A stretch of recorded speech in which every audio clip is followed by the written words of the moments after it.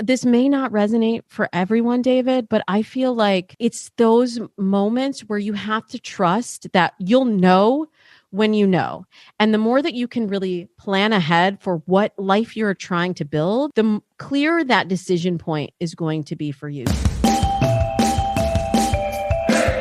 Welcome to Inspiration Rising. My name is David Trotter, and I'm a business growth consultant. I'm passionate about helping business owners, just like you, rise above your biggest barriers to reach your greatest goals, all without the paralyzing overwhelm, feeling all alone, or wondering what the heck to do next. I'm a former pastor and a serial entrepreneur who's passionate about personal growth because that's what's helped me cultivate peace in my life and empowered me to love my amazing wife, Laura, of 26 years, and our 2 almost grown kids.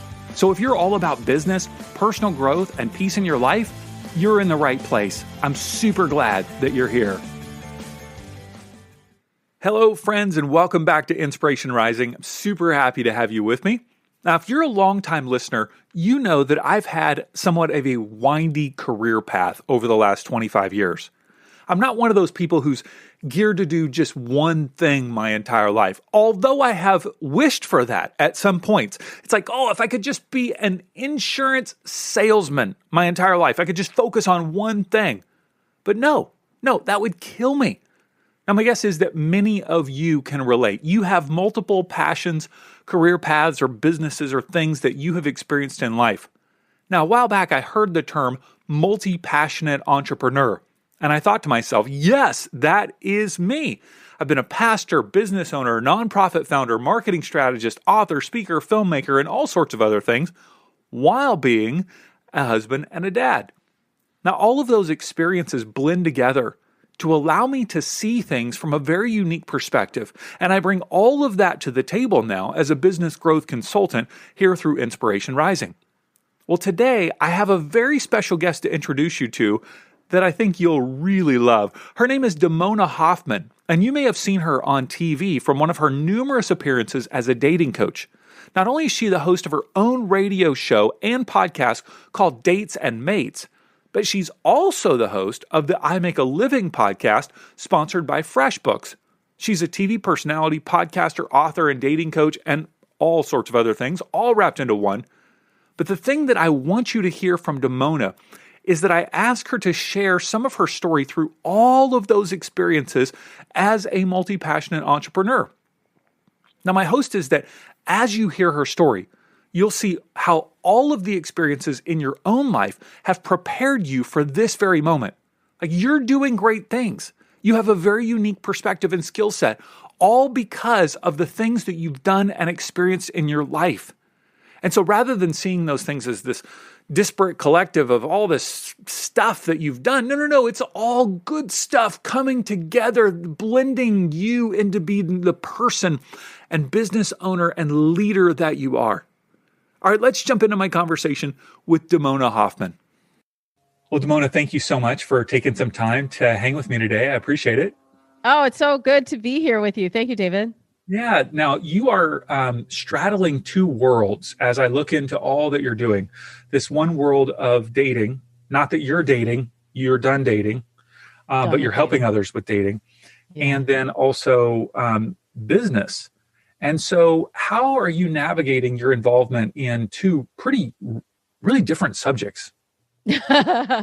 I really have like so many other hats too behind the scenes, but I would say that a lot of the skills actually that I learned along the way have been applicable in all of the things that I do. So basically, I really look at myself as a content creator and as a coach. So I have those 2 hats that I wear, and they show up in different ways. Most of the content that I do, it's lifestyle based. So some of it is around dating and relationships. But then last year, when I was approached with this opportunity to host the FreshBooks podcast, I Make a Living, like on the surface, I was like, well, I'm not a finance expert. I don't know about FreshBooks. I'm not really sure. And really what it came down to was they wanted to tell stories about entrepreneurs who were living the same lifestyle that I was as a small business owner. Mm-hmm. And really it was the same thing that I was already doing. It was creating content around talking to people and building relationships. So that's the continuity between the two disciplines that I follow. Yeah, yeah. Tell me, how did you get into being a content creator and a coach, as you said? Well, I started out actually in corporate media. So I had a whole long career in television. I worked at CBS and Paramount Television and NBC and the Sci-Fi Channel. And I, all the while, was helping people write dating profiles as like my side hustle. I didn't tell people until my last year at Sci-Fi. I didn't outwardly tell people. It was kind of this like secret thing in the industry. It was like, if you need your dating profile done, you should call Damona. And it all actually came from my original background as a casting director. I started out at CBS. I was working in the casting department and teaching classes for actors in marketing and branding and how to tell their stories through their headshots, and then how to make a great first impression when they walked in the room for an audition.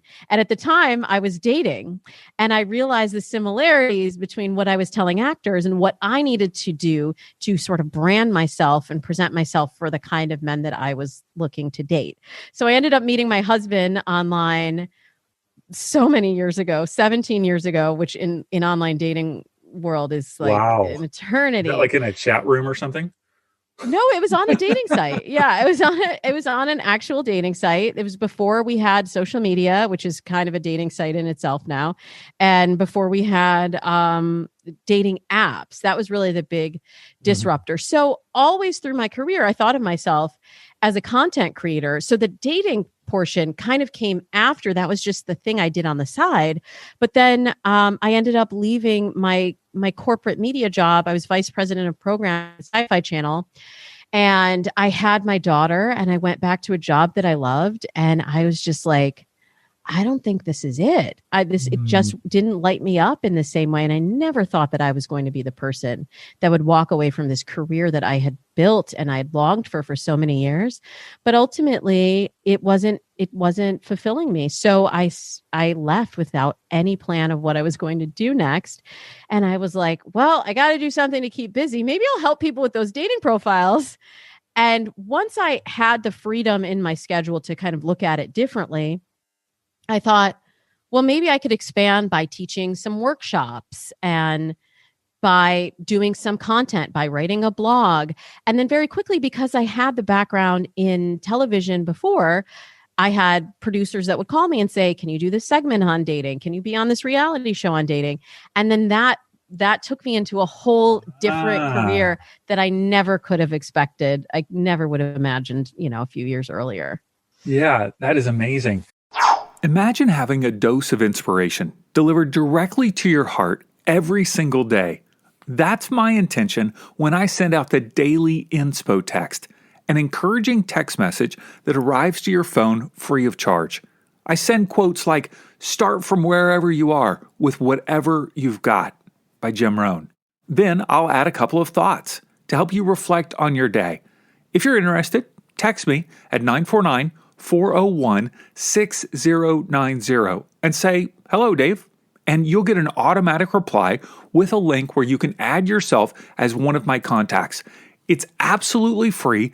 And of course, you can unsubscribe at any time. Go ahead, text me now, 949-401-6090. Say hello, and I'd love to start sending you a daily dose of inspiration.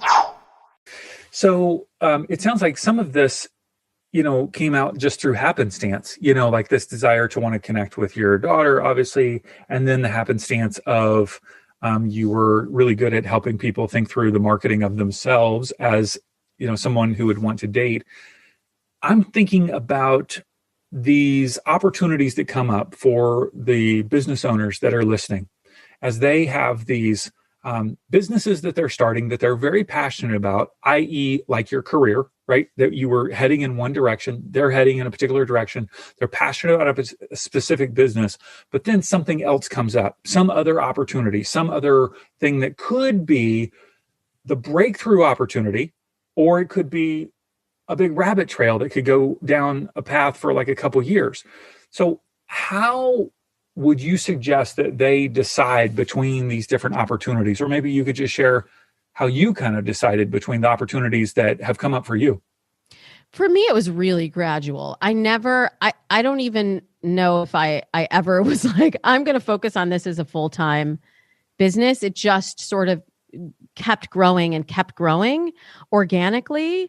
There were definitely years where it felt like a long rabbit hole. But then I really had the epiphany about, I want to say 3 years ago, that because I was really going up this coaching trail that like my coaches and my teachers, when I did my certifications, they were like, this is how you run this kind of a business. So you get one client, and then you get two clients, and then two clients, you get four clients, and four clients, you get 8 clients. And then you have a calendar full of clients. And I was like, what if I don't want a calendar full of clients? Like, I really wanted to create material and to work with brands and to talk to people outside of dating as well. I didn't want to be pigeonholed into this one identity for how I made a living. And I realized that the model, like, you can listen to what other people are telling you or how other people have done it, but it's really about listening to your own intuition and really letting your passion drive your next decision. So yes, it sounds like it's happenstance, but I would say there were a lot of deliberate moments where I decided to change my path, or to add on a client or an opportunity that would expand my experience base. And that's really the through line of a lot of my work. I say, what is the experience that I want to have? And then, of course, there's the monetary portion. I was going to say, how do you, because sometimes you just got to do something because you need the money versus sometimes you want to do something where there isn't a lot of money up front. Those are challenging decisions. Yeah. And I hear this a lot from the entrepreneurs that I interview on the I Make a Living podcast. A lot of them get to that decision point and they're like, well, I have my 9 to 5, which maybe has no connection. Like I had some through lines between the content creation and creating content for people who were looking for relationships, and then ultimately creating content for the FreshBooks brand. But there are people that, they're doing something that is not their passion at all. And then they're grinding on the weekends and on their evenings off of work, trying to make it a reality. And this may not resonate for everyone, David, but I feel like it's those moments where you have to trust that you'll know when you know. And the more that you can really plan ahead for what life you're trying to build, the clearer that decision point is going to be for you. So I surely had people tell me the whole way along my career, and I made many, many pivots even along that path. Like I started out in casting, and I saw that I cared a lot about diversity, which is like a big buzzword and a big topic for people right now. But I was living it as a person of color in television. I was like, there's no one on TV who looks like me. Right. And I really wanted to explore that further. And then I got the opportunity to start the diversity program at NBC and find new voices and really come at development from a new way. But then I was like, I really want to be a producer and go into development and programming. And that is not a career path, even inside of television, that most people take. Like you don't switch lanes. And I was just like, well, watch me. That's what I want to do. So I really deliberately planned out my steps and built relationships. And I always look at it as playing the long game, but knowing where I'm headed and navigating myself through that. But if you listen to all those people that tell you like, oh, your idea, that's not going to be reality. I had people that were like, that dating coaching thing, that's a hobby, right? Like if it's not making money now, it must just be a hobby. But I was like, well, I might not be making money yet, but I see where this is headed. And when it's your passion project, sometimes you can see that path in a way that others cannot. Right. And sometimes even I could say in my life that as I look back over 25 years of doing all sorts of things, I don't see that path, that through line until now. It's the looking back that you can see it so much more clearly than the looking forward. You hope that you can see, okay, this next step makes sense. This allows me to expand. But when I look back, it starts to make more sense. Isn't that funny? Yeah. How you can see like the method to the madness when you're out of it, but when you're in the moment, it's like I'm just operating on faith here, right? Yeah. Is there a component for you of spirituality that plays into those decisions as you're kind of navigating all of that? Ooh, that's a really interesting question. Because it depends on how you define spirituality. I grew up in a dual religion household. My father is Jewish and my mother is Christian. And so I grew up with a little bit of each faith, but not with a strong sort of requirement. But I've come into a more, I guess, modern spirituality. That I think has to do with surrender, of trusting that. I think that's what faith is, right? It's surrender to what is your life plan. Some people would say, what is God's plan? What is your life plan? What is meant to be? So that has helped me navigate through a lot of dark times, a lot of times when I couldn't see the light at the end of the tunnel. And like, I have this friend who I actually just interviewed on the I Make a Living podcast, who's a feng shui consultant. And I was her first client, and we built a relationship over the years. She actually just got married to a man she met online. So our lives have intersected in so many different ways. But she said on the podcast, she said, there's this phrase in feng shui, what is for me will not pass me. And I really have adopted that philosophy throughout my life. And like, even being an independent content creator now, there have been a lot. You look at my resume and there's a lot on my resume, but there are a lot of other things that I prepped for and planned for and pitched for that didn't happen.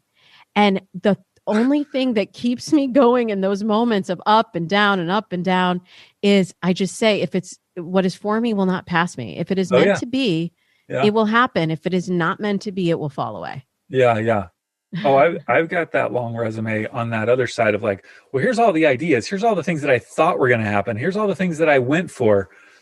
Long path. Oh, for sure. Right after I left Sci-Fi Channel, simultaneously while I was starting my dating coaching business, I was also like, hey, I should pitch some TV ideas, because I've been a producer internally and development executive. Like, I have this idea, maybe I could bring it to life. So I called a producer who I'd worked with, pitched it to him. He's like, I think there's something here. We ended up pitching it. We had, I think, 13 networks that took the pitch, which is really unheard of in today's world, to even get that many pitches. Yeah. We almost sold it. We almost had 2 offers, but we ended up with 1. And I was like, great, this is so easy to sell shows, right? I'm like, right out of the gate, my first idea, it's a go. It ended up being a special, which sometimes you'll develop these ideas that never even make air. They never see the light of day. You can spend months. My husband is a television writer. He's literally spent 4 years developing for AMC networks. He worked on The Walking Dead, and then they were like, let's develop some other ideas. And he has had 4 years of churning out ideas that never made it to the screen. So when I look at that, and then I think of also how easy that first pitch was for me, and it gave me this false sense of confidence. I think I was like, great, so simple. I formed a production company, which I did not have a plan to do, but to produce the show, I had to have a production company. And then I pitched 40 more shows. Wow. And guess how many of those 40 shows I sold? Wow. I sold one other show, which made it to pilot and never saw the light of day. So that was like the best, worst thing to happen to me, to get that first pitch through. But I've gotten really comfortable with the word no. I used to have such anxiety, and it's been so helpful for my dating coaching clients too, for me to have this experience to share with them. That you're going to hear no, whatever business you're in, you're going to hear no far more than you're going to hear yes. And it doesn't matter. The no's don't matter. And as long as they're informing your pitch or your approach, right? Like as long as you're taking in, why is there a no here? Why am I meeting this friction? And am I hearing the same thing again and again and again? And how do I then need to incorporate that to get to a yes? That is so good when it comes to business, whether it's sales or collaborations or partnerships. There are a lot of no's. There are so many no's. Obviously I have no level of experience like you do, but my very first documentary was picked up by Netflix back in 2012 for 2 years. That's amazing. And I was like, oh my gosh, this is easy. I should make lots of documentaries and lots of films because Netflix just like will take them. And I've done 3 more projects. I've done 3 documentaries on social justice issues. All of them have gotten distribution, but only one on Netflix, the first one. And I ended up, I'd written a script for a film called Launch the Ball, kind of a romantic comedy around this pinball kind of scene. And I ended up meeting a C-level executive at Disney Studios. And he was so fired up about the project, but he was in the technology area. Okay.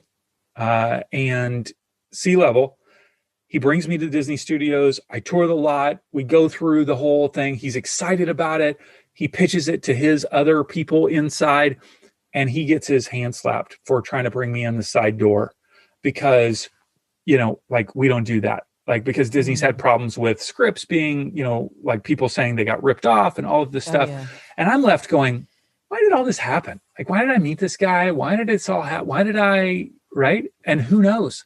But it's just all part of the journey. And it hasn't played out yet. You just keep going, right? And that film, the script's still on my computer. It's all good. Oh yeah, I keep everything. Like there are ideas that I've had. So right now I'm actually developing another project that's not related to dating. I don't do this very often.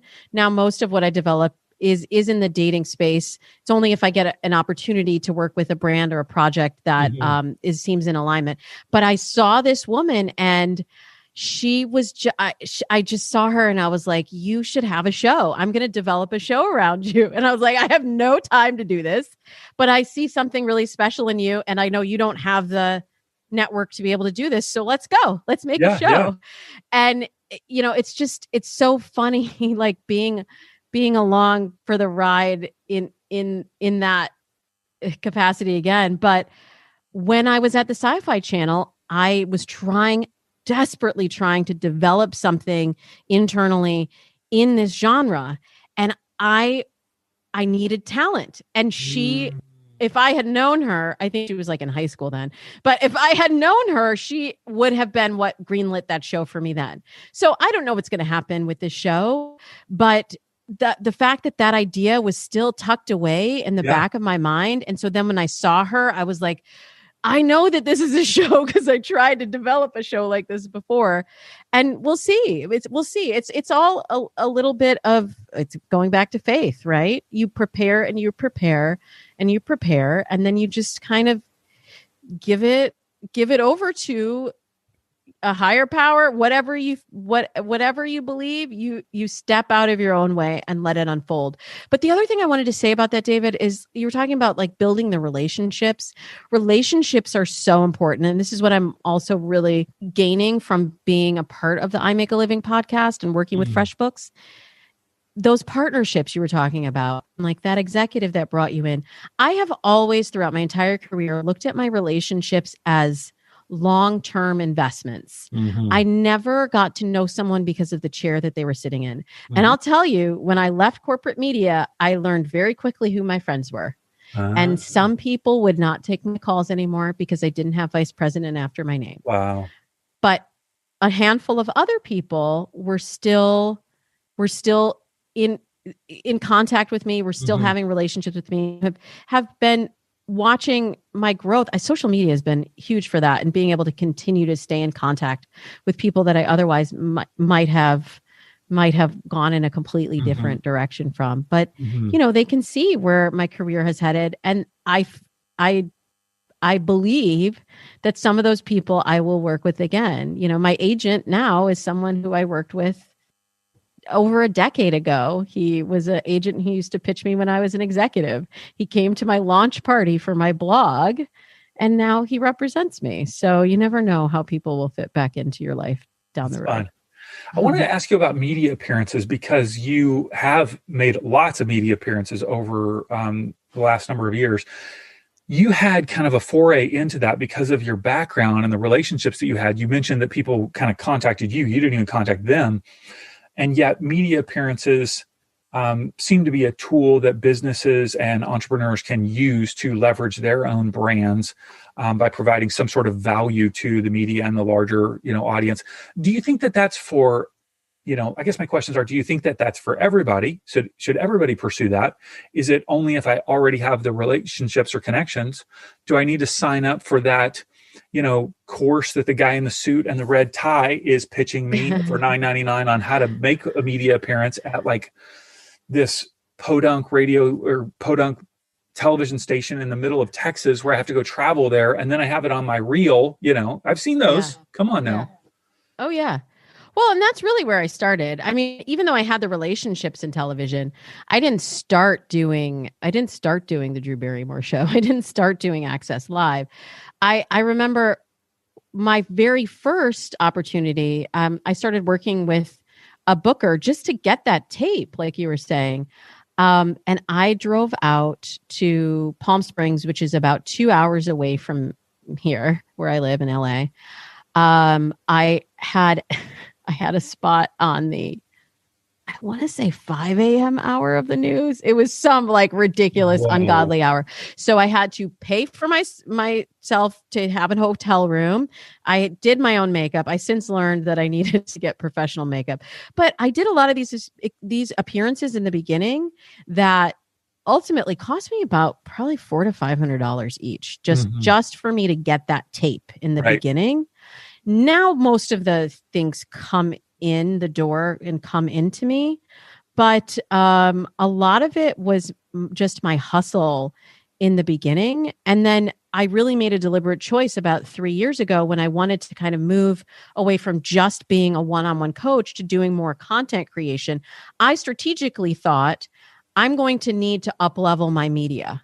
So I really made a point of getting a better reel and building contacts with higher level media and leveraging those. In one appearance leads to the next and leads to the next. How did I end up on the Drew Barrymore show? One of the producers saw me do a segment on last January, how to write a dating profile. So she Googled how to write a dating profile, dating coach, and that popped up. How did find me? Well, I think they found me because I did something for a blog for shondaland.com, Shonda Rhimes Company. So each opportunity really dovetails into the next opportunity. But to answer your question, is it for everyone? Not necessarily.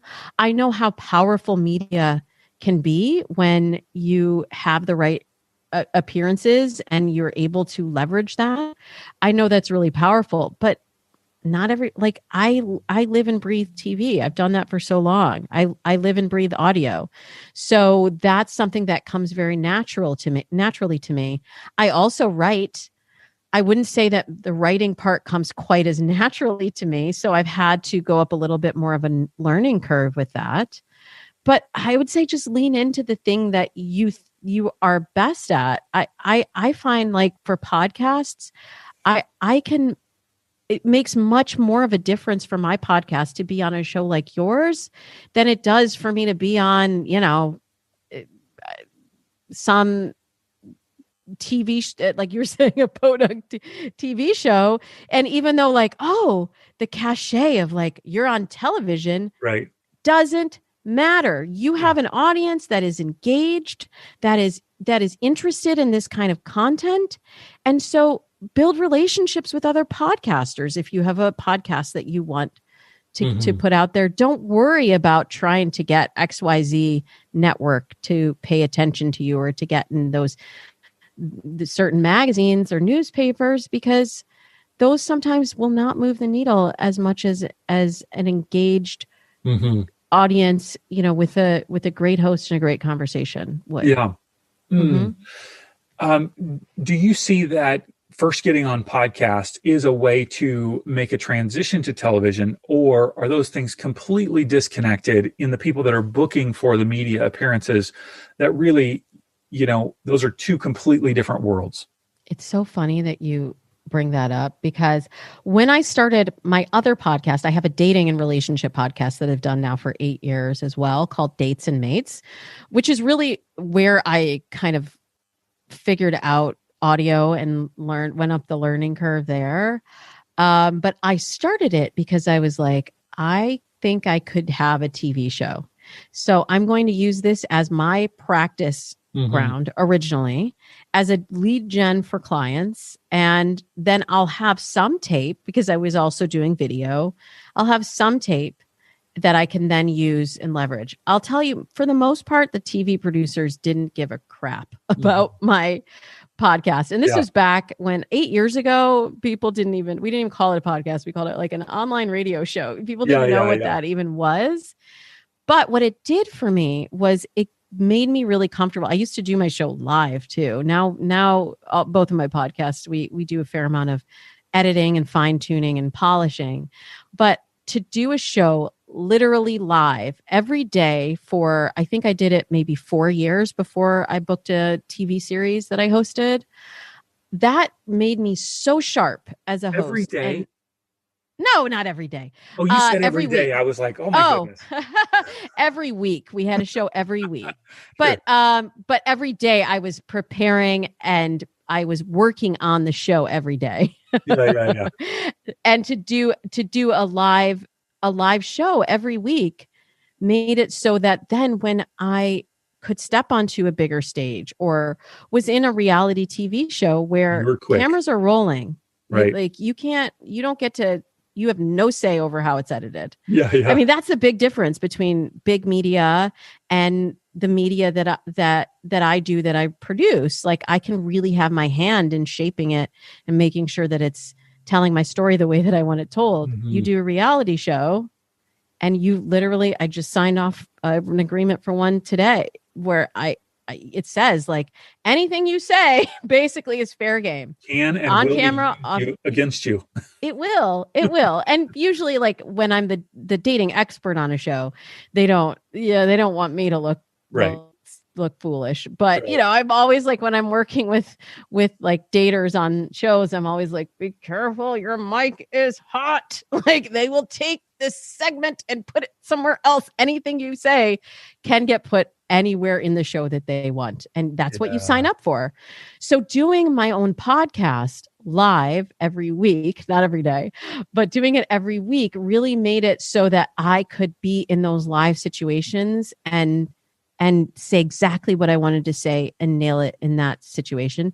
And then now it's made it so that I really understand, like, doing a corporate podcast is obviously it was a step up from where I was. And it's a bigger responsibility, because now what I say, I'm thinking not just only of my personal brand, but I have to think of the FreshBooks brand and how the things that I say may reflect upon them.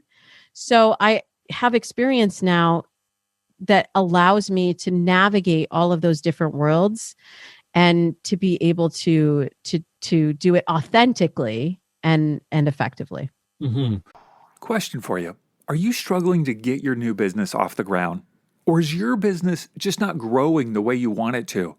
What if you could rise above the barriers that are holding you back? What if you felt empowered instead of overwhelmed? What if you felt supported by me and other business owners as you develop a strategic, workable plan to grow your business and generate the sales you truly want?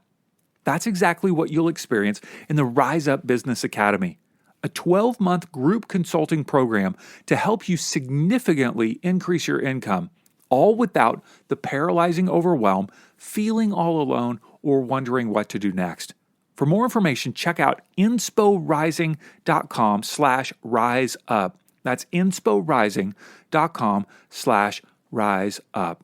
The world needs what you have to offer. And so now is the time to invest in your business and your life. And I'm ready to help you rise up and soar. You mentioned a little bit of the differences between doing your own podcast versus the FreshBooks podcast. One is you have to think, okay, this is not just about your brand, but it's also about their brand. What are some other differences that people may not even be aware of between just doing your own thing? You're the only one who really is concerned about it versus you've got a company, a corporation thinking through it. Right. Well, the process is different because I have a team. I have an internal producer that I work with. His name's Paco Arizmendi, and he's amazing. I have my own internal producer that does does Dates and Mates, and I make a living. I have a composer and editor. He was based in the UK who helps us shape the shows. It's kind of fun because we'll put together our cut and then we send it off to him. And because of the time difference, we'll wake up and there's like a new cut there. Yeah. It's kind of fun. But, all of those voices, plus the team beyond that, there's brand integrations team that we sometimes work with. And we also have a live event series that's obviously on hold right now, but sometimes I'll host live events for them and interview people when we used to travel the country and bring together entrepreneurs. It will happen again. And now we're doing a lot of webinars and online events to continue to keep that community strong. But there's a lot of different people in the mix. Mm-hmm. But coming from a background in corporate media where I already had to do that, mm-hmm. It's a very natural space to play in. I would say the bigger learning curve for me was doing it solo because, as you know, like you're wearing all the hats. Yes, so I was like, wait, I used to be able to pick up the phone and be like, publicity, get on it. Business affairs, close this deal. Promo, cut a promo for it. And now I'm like, okay, I'm doing all of those jobs. It's a lot of pressure, right? That is a lot. Okay, so tell us about the I Make a Living podcast that's sponsored by or provided by FreshBooks. Who should listen? What would they get out of it?